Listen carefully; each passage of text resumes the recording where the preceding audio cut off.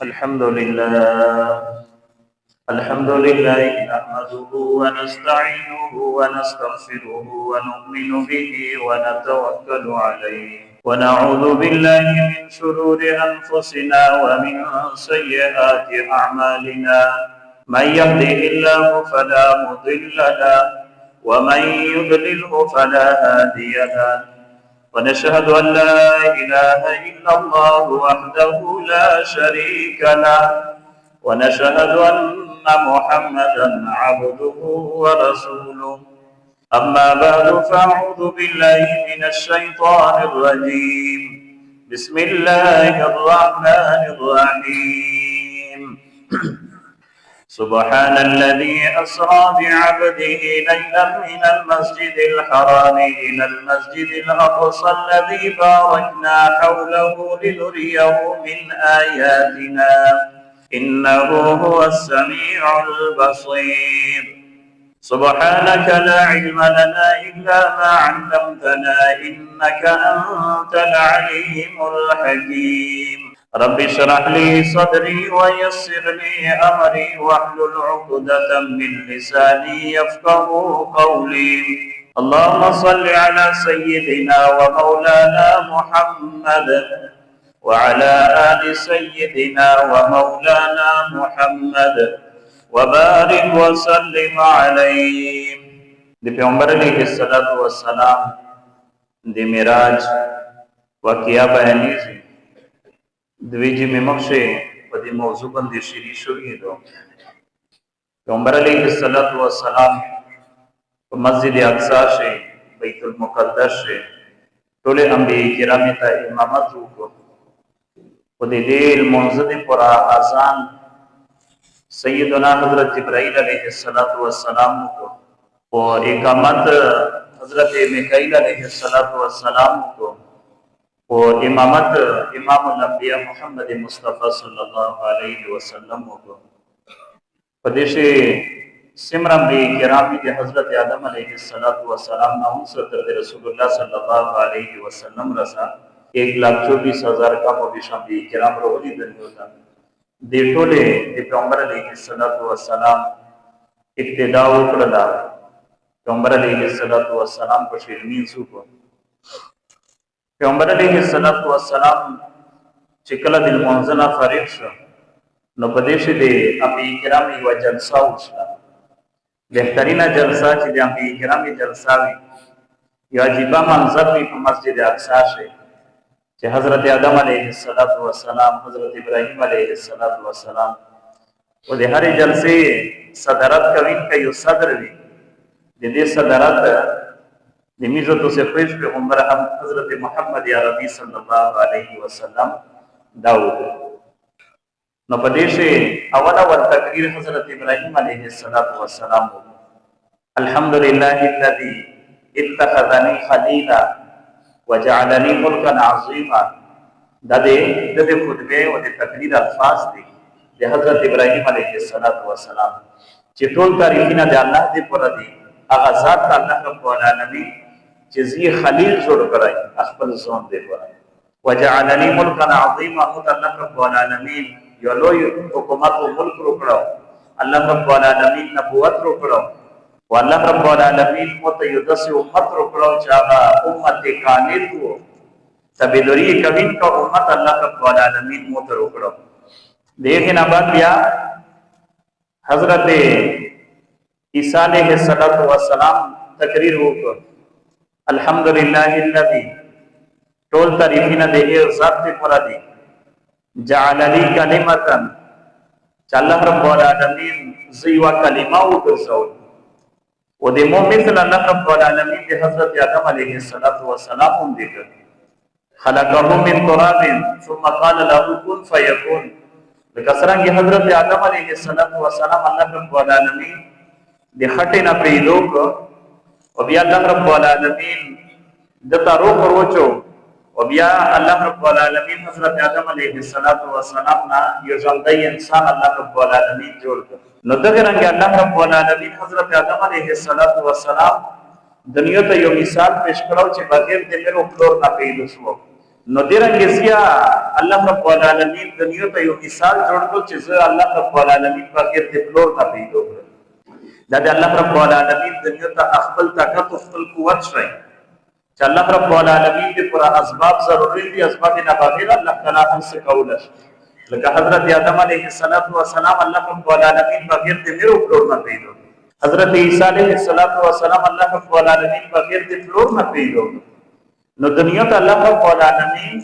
دا نمونه شوی چې داسې الله رب العالمین کولش او حضرت بیبی حوا علیها السلام الله رب العالمین بغیر د میر نه پیدا کړ نو درې سره مثالونه دنیا ته الله وشه چې فلور نوې بیا پیدا کول الله رب العالمین کولا شي چې میر نه بیا الله رب العالمین پیدا کولا شي چې میرو فلور دوی نه بیا الله رب العالمین پیدا کولا شي دا درې سره مثالونه د آدم علیه السلام او د حضرت بیبی حوا علیها السلام او د حضرت عیسی علیه السلام نشه بیان شوی لیکن بعد الله یا تقریر کوي په دې مسجد اقصی شه حضرت داؤد علیه السلام ادا الله رب العالمین حمد و ثنا بیانای او دې نه بعد دی د الله رب العالمین د نعمتونو تذکرہ کوي چې الله تعالی موږ د دې نعمتونه کوي لوی نعمت خو دا چې الله تعالی دې ته نبوت ورکړو حضرت داؤد علیه السلام الله رب العالمین نبوت ورکړو کتاب یې ورکړو زبور کتاب یعنی پسمنی کې توبې شي د سلیری کې توبې شي کې چې پیږي شي یو زبور الله رب العالمین حضرت داؤد علیه السلام ته ورکړو او بیا دې تعریف کوي نعمت چې الله رب العالمین مو ته دمر بهترین اوس وکړو چې د مو اوس وجب دې د مو سره پرون لګیا هغه تسبیح بیان یو سبحان الله وایي قرآن مجید سے اللہ تعالیٰ فرمی چې د تسبیح سره مرغونه تسبیح وي په هویش مرغون د اوس ته ودرېده دمرا شولا او دمرا فوز او الله تعالی حضرت داؤد علیه السلام ته ورکړه الله رب العالمین په شویا ورکړي یعنی نبوت او بچویا الله تعالی نعمتونه د دې تذکرہ حضرت داؤد علیه السلام په خپل خطبه او خپل تقریر شروع کړ دغه بعد حضرت سلیمان علیه السلام بیا تقریر ته چیښه ورته ټول انبیاء کرام اوستی او د نمبر د یو نبی تقریر کوي رسول الله صلی الله علیه وسلم دا وایي بیا حضرت سلیمان علیه السلام دې الله رب العالمین حمد و ثنا بیان کړ او دې خپل نعمتونو تذکرہ وکړه چې الله رب العالمین متقین نعمتونه وکړي یعنی الله رب العالمین متقو مرغونه او انسانونه او پیریونه په دنیا شي په هر شي باندې مت الله رب العالمین په هاوی باندې په دې باندې بچوي وکړي دا د الله رب العالمین لوی نعمت د حضرت سلیمان علیه السلام دې پر سلیمان علیه السلام دې د په باره شي قران مجید شي عدوها شهر چې د ویګا سفر دوا دې وی میاشتې برابر و دې سبو سفر چې کی مداوا دې وی میاشتې یعنی په یو ورې شوی دوه میاشتې سفر حضرت سلیمان علیه السلام کو ونن سبو خدای جو سینه وروړي په واپس دې جزئي تصور نو د الله رب العالمین یو تحویر کو چې د تخت سلیمانی دی په دې تام باندې وته سره پیریون انو سوی مرغون وانو سوی زناور وانو انسانون وای لشکر و 6000 سیټینه په دې باندې لګیدل شپږ زرا سیټه ولا جوزینه لګیدل وروړي یا دشتان 500,000 را غالبا وی او په دې نصیحت خو یا نشته او په یو وخت الله رب العالمین حضرت سلیمان علیه السلام ته چې کوم تحویر کړو او پیغه باندې دای شری ده کله یو شهر ته کله یو ملک کله بل ملک دا باندې د سره شپږ زره کرسی لګیدلی او حضرت سلیمان علیه السلام نه نو حضرت سلیمان علیه السلام د الله رب العالمین د شکریا ادا کړ د الله رب العالمین د دې نعمت چې الله تعالی نبوت ورکړو بچویا او داسې بچوي چې داسې بچوي په دنیا کې نه الله رب العالمین په دې نه مخشه چاته ورکړي دی یا ورسته چاته ورکړي ځکه چې په بچوي په انسانانو کې په انسانانو داسې چې ټول مکمل ته به دور خو نه چې څنګه چې بچوي معنی په سلیمان علیه السلام ټول خلک ته به دور او بیا پیریون داسې وي چې ته وایي چې دا جماعت جوړایي بیت المقدس په اخري وخت سلیمان علیه السلام په دې پیریون باندې جوړ کړو بیت المقدس یې مکمل په جوړ برابر یې او دمر ډارېدل چې سلیمان علیه السلام به لیدل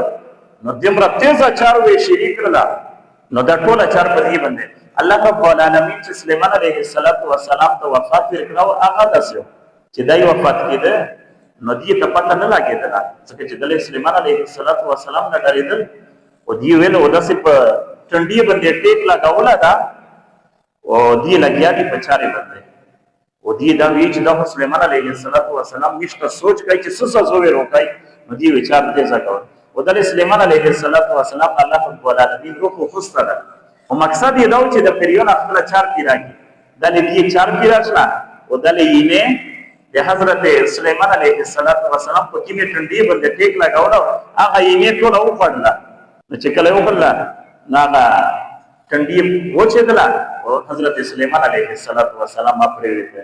نو په دغه وا باندې پیریونه ته پته ولګېدله چې دا سلیمان علیه السلام چې د سر ټیټو په ټنډې باندې لګاوله دا خدای وفات شو مشوي چې کوم نشته سزا پر سوچ کې نو دا د حضرت سلیمان علیه السلام تکبیر و بیان د ایک نه بعد بیا حضرت آدم علیہ السلام تقریر وکړه لره چې سمرا به کرام دې په نمبر باندې ټول انبیاء کرام دې تقریر نه کړ او بیا اخري صدرتی خطبه چا ویلا امام الانبیاء حضرت محمد مصطفی صلی الله علیه وسلم ټول انبیاء کرام ته تقریر کړي چې الله رب العالمین موږ باندې ډېر فضل او کرم کړل چې الله رب العالمین ز نبی جوړ کړی خو دې بهترین امت نبی جوړ کړی دا امت کنتم خیر امت بهترین امت تا نو دغه بهترین امت ز الله رب العالمین پیغمبر جوړ کړی دا الله طرف خو د لوی احسان کړی او ز الله رب العالمین اول او اخر جوړ کړی پیغمبر یعنی اول مقصد دا چې نوم په ټولې نه اول دا امت په ټولې نه مخشه دا امت په ټولې نه ډیر دا او د مو امت اول جنت ته داخلي دي او هغه په ټولې نه په اخر شي یعنی یہ آخری و تذکرہ پہ پٹھولے نہ مخشد نہ اول واحد پیغمبر علیہ السلام تو ذکر بیش دا پیغمبر علیہ السلام دا اللہ رب العالمین حمد و ثنا و دیکھیں آباد یہ دا اللہ رب العالمین سمنا نعمتی نے دے تذکرہ اکڑا دیکھیں آباد حضرت ابراہیم علیہ السلام آخر سے ٹھیک سے ویچ هذا افضلکم دا اغا فضیلت چا اللہ رب العالمین کو دے طول انبیاء کرام بتے رسول الله صلی الله علیه وسلم ته ورکړه ځکه دې چې افضل الانبیاء او ټول انبیاء کرام شه افضل پیغمبرون کو ټول دي او تلک الرسل فضلنا بعضهم على بعض الله رب العالمین انبیاء کرام شه درجه شي زنه اوچته درجه پیغمبرون دي او زنه داسې دي چې هغه درجه نشي کمه په نبوت لکه امام الانبیاء افضل الانبیاء دا رسول الله صلی الله علیه وسلم دا بیا دسه ابراهیم علیه السلام اوچته درجه دیرنګ حضرت موسی علیه السلام حضرت عیسی علیه پدیشه زنه داسې چې رسولون دي 313 رسولون دي او نه نبیون دي او رسول اختوی چې الله رب العالمین د تبوشي امت ورکړای یې شریعت ورکړای یې کتاب ورکړای نو نبی رسولون کم دي او نبیون ډیر الله رب العالمین دا پاندې کرام چې کوم د فضیلت درجاتو پټولنا افضل پیغمبر سکتا رسول الله صلی الله علیه وسلم دا اعزاز الله رب العالمین ته امت ته ورکړه چې بهترین پیغمبر یې ورکړه او بهترین امت یې ورکړه پیغمبر علیه السلام د مسجد اقصی د یغنا فارغ شه بیا د نه بعد مخشرون ده پیغمبر علیه السلام د اسماني سفر شریکه او چې د مسجد اقصی نه اوسې پیغمبر علیه السلام دا روایتونه مختلف دي زنه روایت شرسی چې پیغمبر علیه السلام تدویر کې لري پېښله د شاوده او د شروپه او زنه شرسی چې نه درې کې لري پېښله د شاوده او د شروپه او دی او زنه روایت شرسی چې نه سلر کې لري پیغمبر علیه السلام ته پېښله د یبه د شروپه د ګوبین او د درا هرنګ د شاوده نو دا سلر ذکر سی په بهر کې پیغمبر علیه السلام ته کینه پیله دا پېښله پیغمبر علیه السلام ته دا چایسو دا زودی و چې ته کیما یو خله او پیغمبر علیه السلام کیما پیله او خصلا د شاوده پیله او خصلا جبرائیل امین ورته فرمي چې دا د بهترین یو کو چې ته د شاوده پیله ځون د پر انتخاب و د خصلا ځکه چې الله رب العالمین دې ته امت نصیح خلیار شي دې په ذریعہ سره او کچېره شروع نو دې په سره ذریعہ سره دې ته امت غرق شو و دې ته امت وې گمراه شو و او کچېره له هو پیرا او خستي و دې به ولا دې تذکرہ روانه نو بیا دې ته امت غرق شو و او پیغمبر علیه السلام د شاوده پیرا او خستنا د امت د هدایت لپاره بیا دغه نه بعد رسول الله صلی الله علیه وسلم د اسماني سفر شریک جبرائیل امین اور سره ده په براق باندې وزنه د مفسرین فرمایي چې نه په براق باندې سفر دوزی رسو شو د مسجد اقصی سره او د مسجد اقصی نه تر د سدرۃ المنتهى او د الله رب العالمین د ملاقات رسول الله رب العالمین سړی ولاګوله نو پیغه باندې پیغمبر علیه السلام سفر کړه د معراج دې چې معراج تشتوي سړی ته وي پوری ته وي نو پیغه باندې پیغمبر علیه السلام په کی سفر کړه بار کې پیغمبر علیه السلام دی او پهلا اسمان دنیا ته اول اسمان دغه اسمان دنیا وي نو پیغه باندې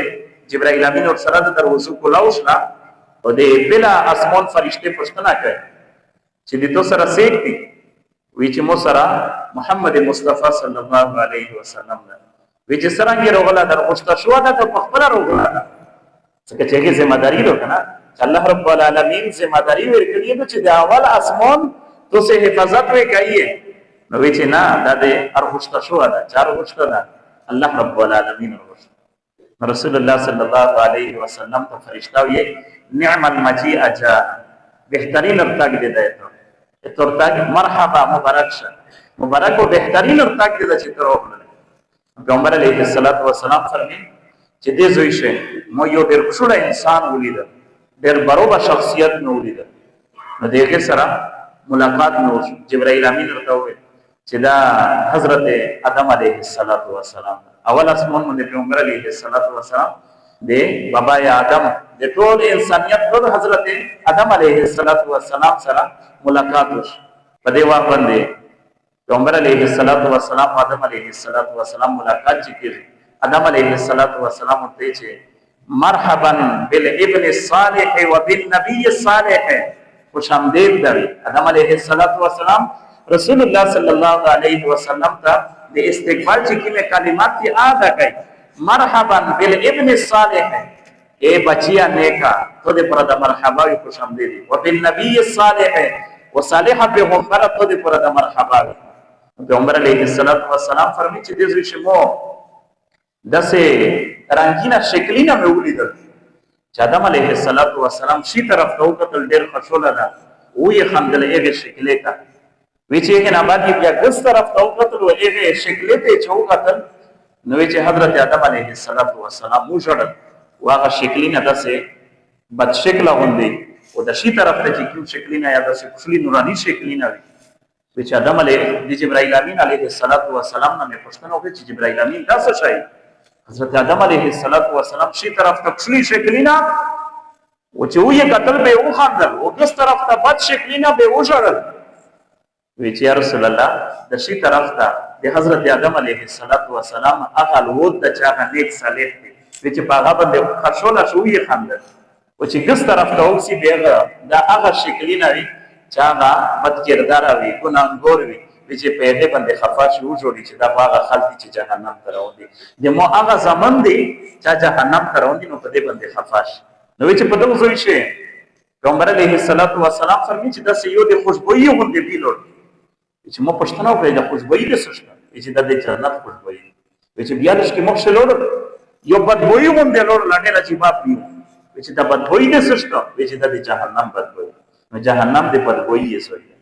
و جنت د خوشبوئی یې سوی الله دې موږ ته جنت نصیب الله مې د جهنم نه په خپل فضل سره بچ ځکه چې جهنم نه سړی بچ کیږي د الله په فضل او جنت ته چې څوک داخليږي دا ماوي چې زوی په خپل عبادت باندې داخليږي دا د الله تعالی په فضل باندې داخليږي نو الله تعالی فضل وي همیشه دی پر دې چې موته په جماعت شنو سي د موته کمال ده د الله تعالی فضل ده د کینې نه کیږي چې ګای د الله فضل ده ان دا سمو ته وند شو برابر وي چې دای شي کلمه یا وی دي په دې جمعې ورځ فکر ونی چې نن د جمعې ورځ ده نن د جمعې مینځه سبول مینځای سبول مینځوانه یې کړه په دې باندې د الله شکر یاد کړه او د الله تعالی مهرباني دې چې خپل کېر تر وښته ته باندې قران مجید تلاوت کوي ته نه کی کوي په دې باندې ودا تکبر نه کوي چې دا داینه صدا سي دمره نه کیه زده شپه عبادت کا او زده سے تلاوت نه کا او زده سے ذکر واسکار کو زده سے صدقه کا او زده سے نیکی کا چې کی مېوانه کی کا دا وی چې الحمدلله الله دې ته توفیق دې ته مهرباني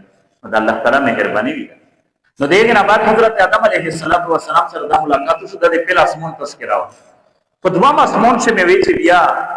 ملاقات وشو د حضرت عیسی علیه السلام دوام اسمان ته چلوړي یو دروازه کولاو کړ جبرائیل امین او دغه نه بعد بیا د دوام اسمان فرشتہ پښتنه کوي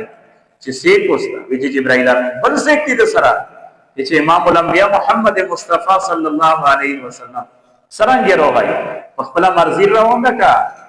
الله تعالی غوښته دا چې الله رب العالمین غوښته بیا ورته چې مرحبا نعم المجيء جاء د ارتاق د مبارک دی ډېر بهترین تاګي د پیغمبر علیه السلام نو په دوه مسمون شمه چې حضرت عیسی علیه السلام او د حضرت یحیی علیه السلام سره ملاقات وشو چې دغه نه بعد بیا لوړل دریم اسمان ته دریم اسمان چې دغه دروازه کولاو بیا د خبرې مکالمه وشول بیا مې وې چې ملاقات وشو د حضرت یوسف علیه السلام سره وای چې حضرت یوسف علیه السلام د الله رب العالمین چې کوم حسن ورکړو کوم خلوله ورکړو وای چې مو سره ملاقات کړي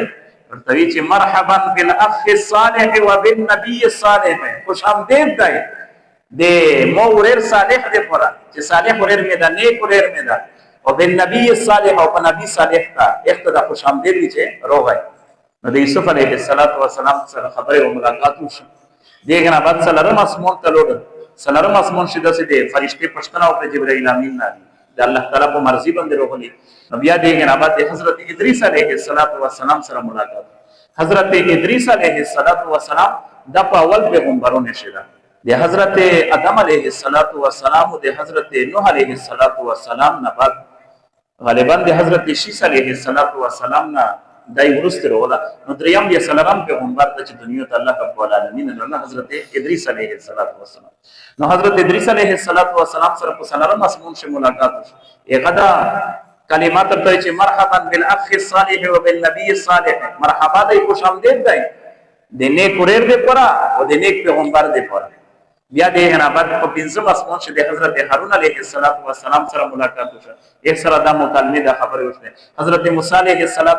سره په شپږم اسمان شه ملاقات وشو وی چې په اوم اسمان شه د حضرت ابراهیم علیه السلام سره ملاقات وشو